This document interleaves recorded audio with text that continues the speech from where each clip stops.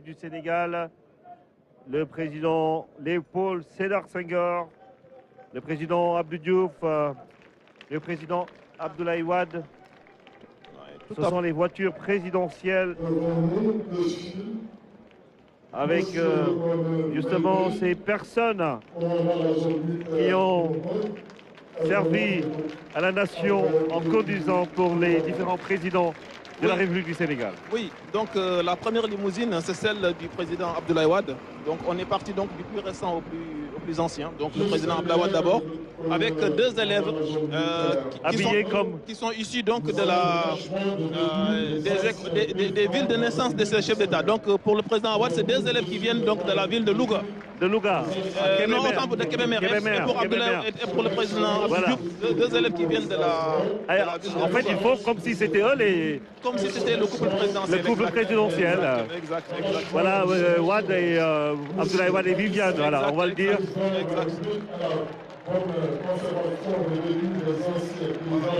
Quel bel hommage. C'est un hommage à la limite du réel. Après, le président Abdoulaye Wade a regardé cette image sur la limousine. Deux enfants. En plus, elle est claire comme Viviane Wade. Et il salue comme le président Abdoulaye Wade également. Tout à fait. Et voici Abdou Diouf. Abdou Diouf. Tout à fait, il faut dire que vraiment, le véhicule. Abdou Diouf et Elisabeth qui sont passés. Et après, oui, vous connaissez. Il faut dire que donc ce véhicule, le dernier, c'est celui qui a été laissé à Abdou Diouf par le président Senghor. Ah, et voici ensuite, le président poète Léopold Sédar Senghor avec Colette. Oh là là, c'est quand même. Ça, c'est sensationnel. Hein. Vous avez trouvé où cette œuvre? Ah, ça, c'est le premier bus du BRT, le bus rapide transit.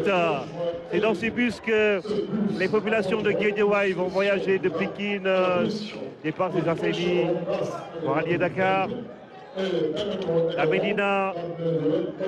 Ah ouais, la gare de Lat-Dior. Le BRT qui est passé à Gueule-Tapée, Médina, Liberté 6, zone B. Ah, ça, c'est les bus avec Wi-Fi, climatisation. C'est le premier bus du BRT. 100% électrique. 100% électrique. Et qui va marcher sur du solaire. Hein, parce que énergie solaire et un Wi-Fi vous donne l'homme solo. Légui, ñu jàll ci gendarmerie. ñu ngi gis le colonel Cheikh Faye moom mooy chef de détachement de la gendarmerie nationale moom mi nga xamante ni mooy commandé légion de gendarmerie d'intervention. Juste ci ginnaawam mi ngi ànd ak sa garde le drapeau de la gendarmerie. Derrière. damay fàttali colonel rek ni xale yi Pape Makhtar Sow et Khady Ndiaye Bey ñoo nekkoon ci oto yi Pape Amadou Diaw et Mbaye Fatma Kébémer ak Daouda Almaï Koulibaly et Awa Sow. Voilà. Donc là, nous avons Ibrahima, le groupement motocycliste qui est créé en 1960. Une unité de la gendarmerie mobile sous les ordres du chef d'escadron Diène Ndiaye.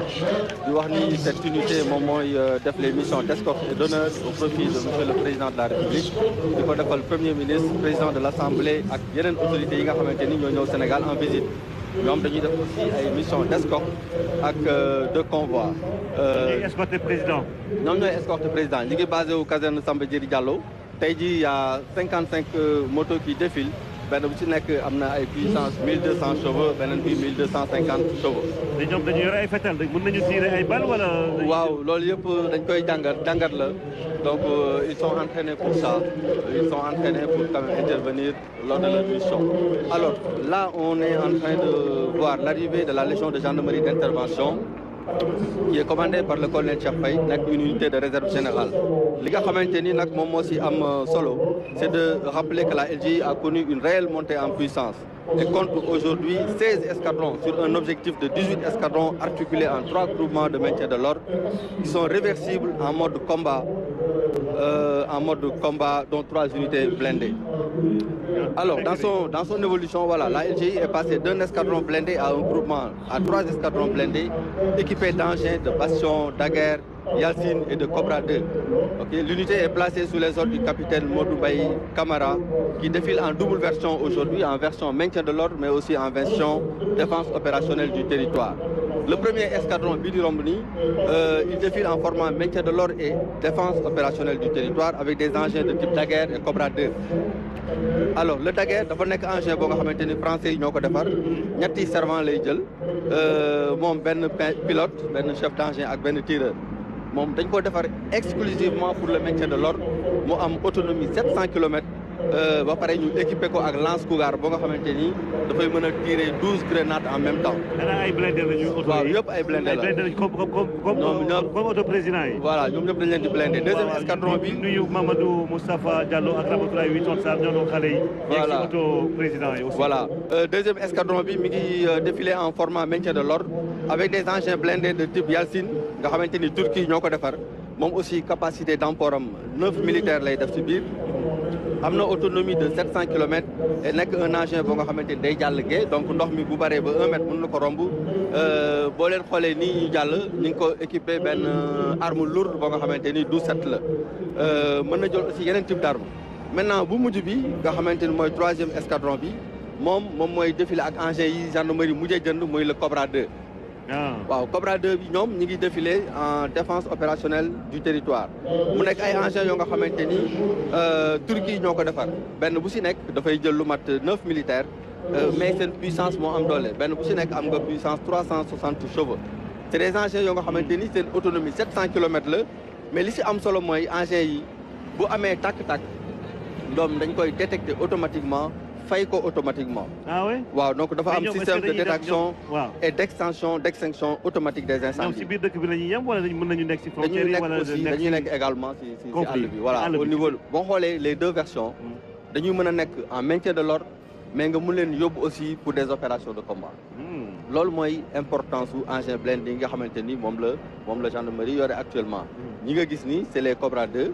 ñoom dañuy dem ci àll bi bu leen dañuy def opération maintien de l'ordre déjà mooy li ma doon wax léegi ni ñoom ñooy fay bu amee tàkk-tàkk ci kaw tali bi mais boo ko bëggee da nga koy yóbbu ci àll bi mu nekk encore bokk ci li nga xamante ni mooy xeex bi aux côtés des armées. la légion gendarmerie d'intervention gis nañ léegi aussi ay Thomas yoo nga xamante ni jàll nañ fii mooy oto yi nga xamante ni ñoom ndox la ñuy génnee pour éloigner li nga xamante ni mooy manifestants yi ñoom bu ñu rombee nag.